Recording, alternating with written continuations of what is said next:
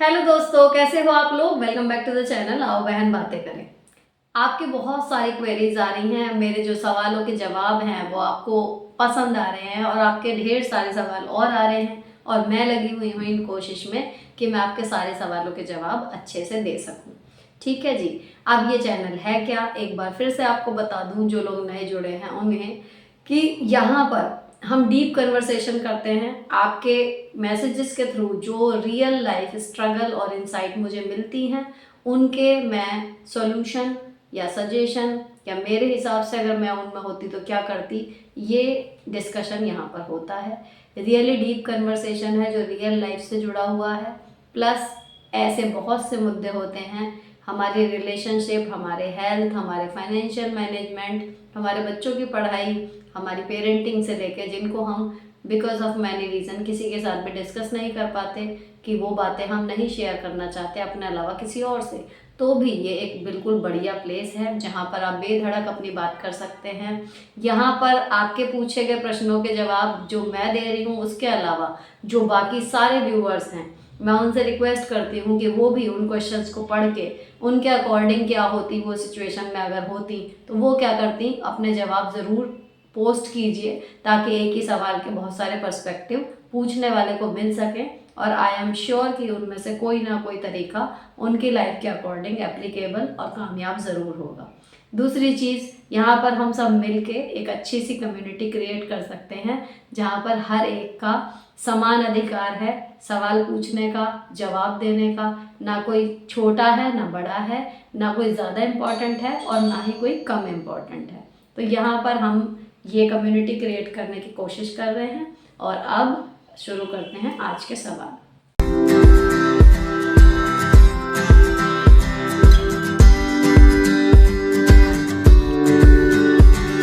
अब जो लास्ट वाले क्वेश्चंस रह गए थे उसमें है कि क्या करूं, मेरे तो घर में ही पॉलिटिक्स होती है, बहुत दुखी हूं। तो पॉलिटिक्स के ऊपर इस चैनल पे अभी तीसरी चौथी बार बात हो रही है। उसका बेस्ट तरीका होता है उसका जवाब देने का, उसका असर अपने ऊपर मत होने दीजिए, आप उसका पार्ट मत बनिए। जब आप रिस्पॉन्स देना बंद कर देंगे तो सामने वाला आपको अपने षड्यंत्रों में शामिल करना बंद कर देगा। यही इसका बेस्ट तरीका होता है। देखो इस वीडियो में ना 4-5 क्वेश्चन मैं ऐसे ले रही हूँ जो मनी सेविंग और इन्वेस्टमेंट से जुड़े हुए हैं। हालांकि लिव लाइफ इजी पर मैंने ये डाला था, पर पता नहीं क्यों उस पर बहुत ज़्यादा रिस्पॉन्स वीडियो पे आया नहीं, जबकि ये बहुत महत्वपूर्ण बिंदु है कि हाउ टू सेव मनी, और जो हमने सेव कर लिया उसको इन्वेस्ट कहाँ पे करें जब हमारे पास पैसे कम हो। तो इसमें 4 या 5 क्वेश्चन ऐसे हैं कि जिनकी सैलरी उन्होंने बताई है और सेविंग की तरीके पूछ रही हैं, प्लस अगर सेव कर लिया तो इन्वेस्ट कहाँ करें। तो देखो, एक तो मैं उस वीडियो का आपको लिंक प्रोवाइड कराऊंगी डिस्क्रिप्शन में, आप उसको देखना कि पैसे बचाएं कैसे। ठीक है ना, कम पैसों में भी, अगर आपकी सैलरी 20,000 30,000 भी है, 10,000 भी है, ठीक है। 2 वीडियो मैंने इस पर बनाई हुई है, एक तो आप वो देखना पहले, आपको बहुत क्लियरिटी मिलेगी। यहाँ पर ये बात शुरू यहाँ से करते हैं कि जब हमने पैसे बचा लिए थोड़े ज़्यादा जितने भी, उनको इन्वेस्ट कहाँ करना है।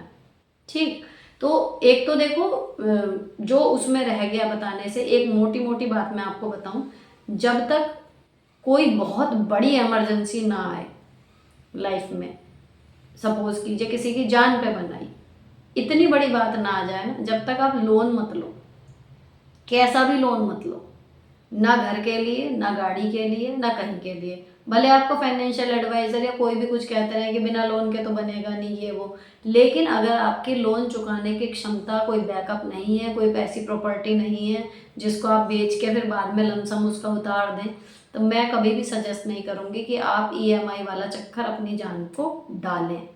गाड़ी है, मैं आपको पर्सनल एक्सपीरियंस से बता रही हूँ, केवल ज्ञान देने की बात नहीं है, कि कोविड के टाइम पे हम लोग अपना घर का खर्चा सारा उतार के, खर्चा नहीं कहना चाहिए, कर्जा, जो हमारा घर बनाने में हमने इधर उधर से जो थोड़ा बहुत लिया था, है ना, जितना कम से कम हम ले सकते थे उतना लिया।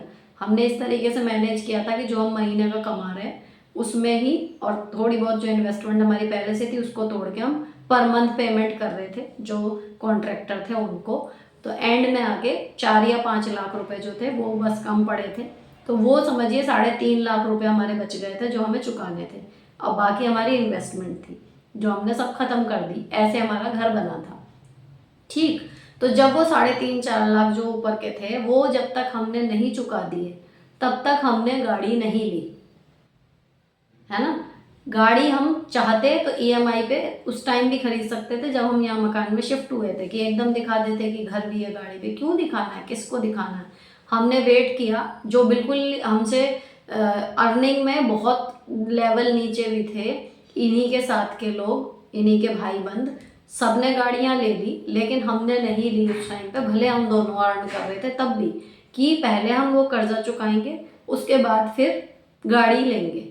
तो उस कर्जे को चुकाया, तब हम कोविड के टाइम पे प्लान कर रहे थे गाड़ी लेने की, हो सकता है फिर हमारी ईएमआई बनती नहीं बनती, देखते उस टाइम पे कंडीशन, लेकिन कोविड आ गया, पता था कि गाड़ी हम बाहर लेके कहीं जा नहीं सकते, कुछ नहीं है, क्रूशल टाइम शुरू हो गया, तो हमने अवॉइड कर दिया। और उसके बाद जब हमने गाड़ी ली तो पूरी कैश में ली, 1 रुपये का भी हमें कहीं से लोन नहीं लेना पड़ा, कोई फाइनेंस नहीं कराना पड़ा, कैश में ली, क्योंकि कमा रहे थे, जोड़ रहे थे, तब गाड़ी ली। तो आप कोशिश कीजिए कि जब तक बहुत बड़ी इमरजेंसी ना हो जाए तब तक आप लोन मत लो। पहली चीज़, गाड़ी लेनी है, घर लेना है, कुछ लेना है, आप पहले सेव करो, उसे इन्वेस्ट करो। आज मत लो, 3 साल बाद लो, 4 साल बाद लो, 2 साल बाद लो, लेकिन तब आपके हाथ में पैसा होगा। आप कर्जा लेके अभी ले लो उस चीज़ को और फिर ईएमआई भरते रहो, वो बहुत प्रेशर वाली चीज़ होती है मेरे लिए पर्सनल, और जिनको मैं देख रही हूँ उनको देख के ही मेरे को घबराहट हो जाती है। तो मैं कभी सजेशन नहीं दूंगी कि आप लोन लो, कैसा भी, ठीक है। दूसरी चीज़, मेडिकल इमरजेंसी आपकी एक पड़ेगी, आपकी सारी सेविंग खत्म हो जाएगी, हेल्थ इंश्योरेंस आपको ज़रूर लेना चाहिए। तो एक तरफ लोन अवॉइड करके और हेल्थ इंश्योरेंस लेके आपने जो अचानक से आती है वो प्रॉब्लम आपकी ख़त्म हो जाएंगी, ठीक है। दूसरी चीज़ अब आती है कि हमने पैसे थोड़े से बचा लिए, मतलब मैं थाउजेंड्स की बात कर रही हूँ, आपने 10,000, 5,000, 20,000 इतने बचा लिए कि हाउ टू इन्वेस्ट। तो देखो एफडी हम लोग पहले कराते थे, लेकिन वो अगर देखो ना ग्रोथ के हिसाब से तो इस टाइम बेटर ऑप्शन नहीं है। इस टाइम सबसे बेस्ट होता है इन्वेस्ट करने के लिए एसआईपी। आप एसआईपी पे वीडियोस देखो, जो फाइनेंशियल एडवाइजर्स होते हैं यूट्यूब पे उनकी ढेरों वीडियो आपको मिल जाएंगी, तो जो अच्छी लगे, समझ में आए, वो उनका आपको पता लग जाएगा, उनके सब्सक्राइबर और व्यूज़ काफ़ी ज़्यादा होंगे, तो वो जेन्युइन बात आपको बताएंगे। दूसरी चीज़ जो मैं आपको पर्सनल एक्सपीरियंस से बताऊं, एसआईपी जब आप कराओगे, एक तो वो कम से कम पैसों की भी हो जाती है, 500 रुपये, 1000 रुपये की भी एसआईपी होती है, लेकिन एसआईपी आप उतने की कराइए जितने रुपए आप हर महीने निकाल के भूल सको कि ये मेरे हैं ही नहीं, ठीक है। तो अगर आप आपकी सैलरी मान लीजिए 20,000 भी है और आप उसमें से सिर्फ 1,000 बचा सकते हो, तो आप 1,000 की ही एसआईपी कराओ, लेकिन वो आपको करानी है। तो उसमें क्या होता है, हर महीने पैसे जो हैं वो कटते हैं और वो स्टॉक मार्केट में लगते हैं और धीरे धीरे वो बढ़ते हैं, ठीक है। तो उसमें कुछ फिक्स रिटर्न भी होते हैं, कुछ हाई रिस्क भी होते हैं, तो आप फिक्स्ड वाले में डालो, मत लो रिस्क। अब उसे कराना कैसे है, एक होता है तरीका कि आप बैंक के थ्रू कराओ, लेकिन उसमें थोड़ी सी बैंक फीस लेता है। अगर आप टेक्निकल थोड़ा जानते हैं काम, तो ऐप्स भी होती हैं जिनके थ्रू आप एसआईपी कर सकते हो, जैसे मेरे हस्बैंड और हम करते हैं, तो ग्रो ऐप करके है, उससे कर देते हैं, लेकिन उसको मेरे हस्बैंड ही डील करते हैं, मैं नहीं चलाती। तो जब मैंने अपने पर उससे शुरू की थी, तो बिना हेडेक के कि मुझे नहीं देखना मुझे कहाँ इन्वेस्ट करना है और कब मुझे पैसे डालने हैं कब नहीं डालने, तो सिंपल एक मंथ वाला हिसाब था, तो मैंने करवाई थी बैंक के थ्रू। तो आपको भी मैं ये सजेस्ट करूँगी आप बैंक के थ्रू, लगभग सभी बैंक ये देते हैं पॉलिसी, लेकिन आप प्राइवेट बैंक में जाओगे तो वो ज़्यादा आपको अच्छी फैसिलिटी से करवा देंगे, गवर्नमेंट वाले हो सकता है आपको चक्कर कटवाएं, इतना फ़र्क है। लेकिन ये सभी बैंक जो है वो एसआईपी करते हैं, तो उसमें बस आपको ध्यान इतना रखना है कि जोश में ज़्यादा पैसे नहीं डालने हैं, उतना अमाउंट आप डालिए जितना आप डाल के उसमें और भूल सकें कि ये है, और आपका धीरे धीरे धीरे धीरे वो पैसा ना इतना बढ़िया करके बढ़ के आपको मिलेगा कि उसके बाद आप साल 2 साल जब आप कर लेंगे तो जो वो पैसा वहाँ से आएगा, आप उससे अपने ड्रीम्स पूरे कीजिए, जो भी आपको करने हैं, कहीं वेकेशन पे जाना है बड़ी, या गाड़ी के लिए आप पैसे जोड़ रहे थे या कुछ भी, तो तरीका ये है कि पहले बचाओ, जोड़ो, इन्वेस्ट करो उसको, और उसके बाद जब आपको पैसा मिल जाए उस पैसे से अपने ख्वाब पूरे करो, बजाय इसके कि पहले आप ख्वाब देख लो, लोन लेके उनको पूरा कर लो, और फिर वो आके पास भी हो जाएगी खुशी और आप रह जाओगे और आपकी जान को रह जाएगी ईएमआई। तो तो जितने क्वेश्चन आए हैं ना उनमें से सैलरी का 30% EMI में जा रहा है। तो ये सोच के ही मेरे को घबराहट सी हो रही थी कि आप कमा के ला रहे हैं 50,000 और उसमें से मान लीजिए आपके 20,000 तो वहीं कट गए अलग अलग EMIs में।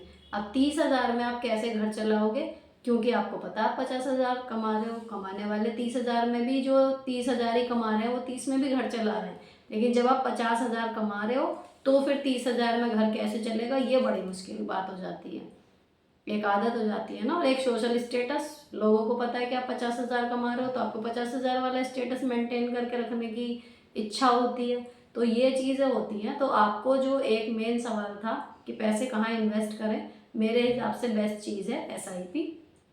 ज़्यादा पैसे हैं आप 24 कैरेट गोल्ड लेके रख सकते हो, नहीं तो गोल्ड भी अगर लेके रखना सिक्योरिटी का इशू है, आप गोल्ड बॉन्ड परचेज कर सकते हो, वो भी आपको बैंक्स में मिल जाएंगे, वहाँ आप कर सकते हो। तो एक ही तरीके की इन्वेस्टमेंट अगर करनी है तो आप SIP पे रिलाई कर सकते हो, लेकिन अगर आपको मल्टीपल जगह थोड़ा थोड़ा करना है तो आप गोल्ड बॉन्ड भी कर सकते हो। तीसरा और लास्ट ऑप्शन होता है FD, क्योंकि उसमें काफ़ी कम जो है वो पैसे बढ़ते हैं, ठीक है। और जब उसका इंटरेस्ट आता है तो उस पर भी आपको टैक्स तो देना ही देना है।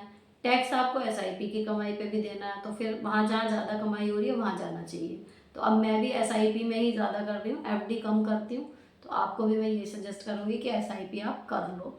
डिटेल में SIP क्या है उसके लिए मैं सही बंदा नहीं हूँ बताने के लिए, आप उसके लिए फाइनेंशियल वीडियो देखो, वहाँ पर आपको एक आइडिया बढ़िया सा मिल जाएगा कि कैसे करना है।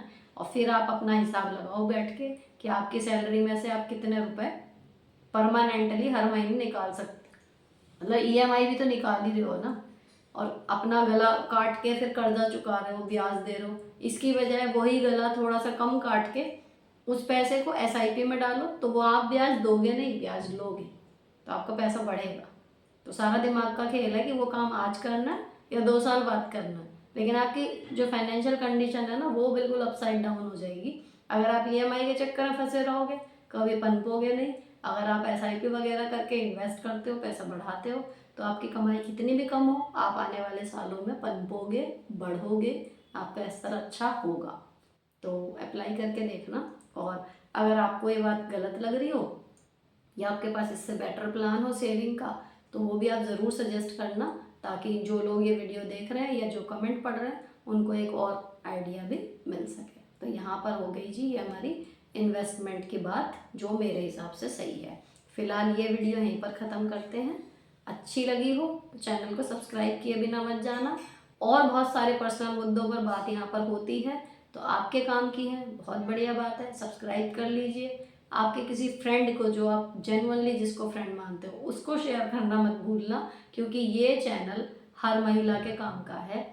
हर महिला की कोई ना कोई समस्या यहाँ पर आकर सॉल्व होने वाली है, जो वो अब तक किसी से नहीं कह पाई थी। मिलती हूँ आपसे नेक्स्ट वीडियो में। Till then bye bye, stay beautiful always.